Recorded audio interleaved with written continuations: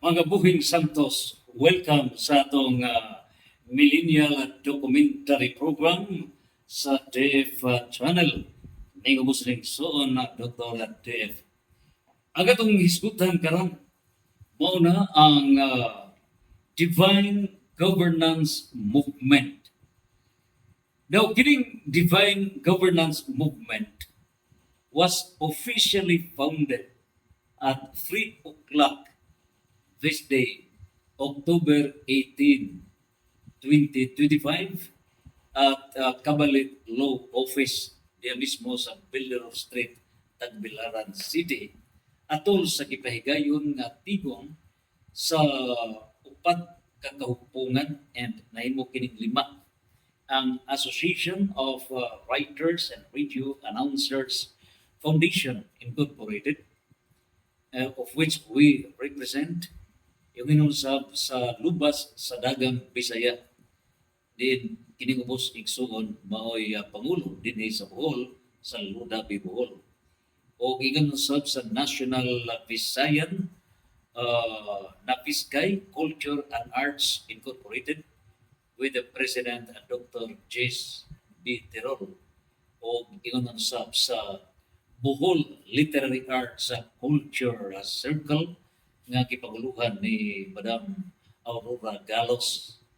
So nining tanan og medyo usab kanato ang maong kandidato national chairman o karon uban na sa Board of Trustees sa Veterans Association of the Philippines, no?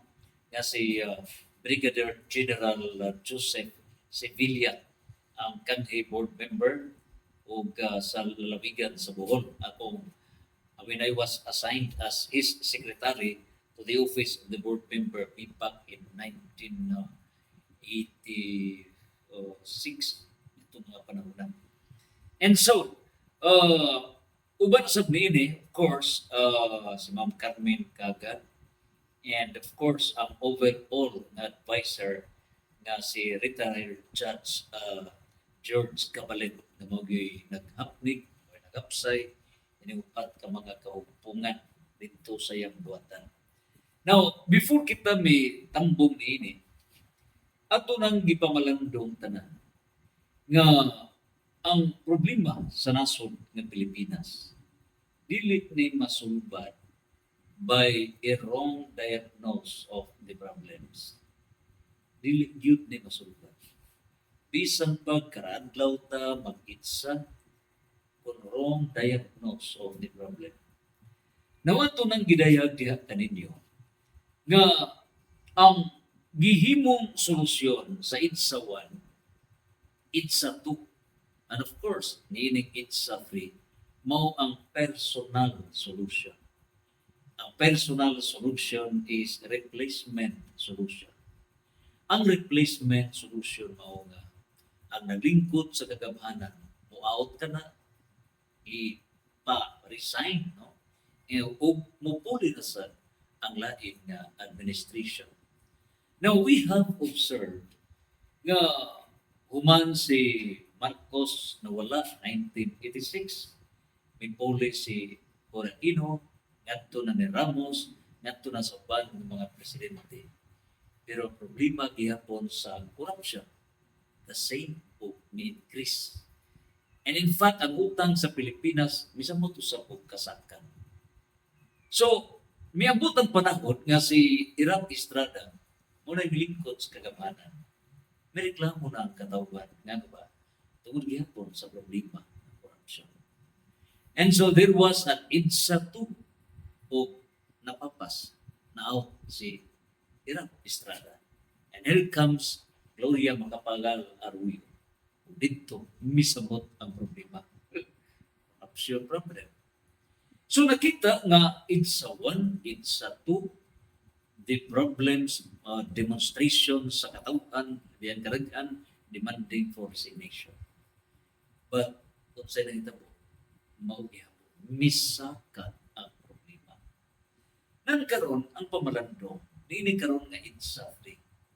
We are not objecting the general clamor nga resignation. But ang puntos mo, is it the only solution? Is replacement the solution? And we have proven nga dili ka na mao'y main solution. Ngano, wrong diagnose. And nakita na to, tanan, in our analysis. We have here sa first book that we have offered in 1985. The first book nga tuwa kining sulat. We have presented this with the Knights of Columbus. I was the youngest member sa Knights of Columbus, yet 18 years old. Yan itong i-present kini ni Archbishop yan itong Bishop pa Onesimo Silio. This is Christian analysis of the Philippine political problems, its root cause and solution.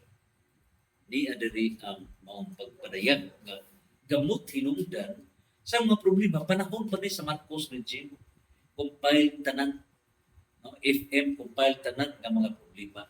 Yan nakita ang root cause and solution. Nan karon unsa bay hitabo niini?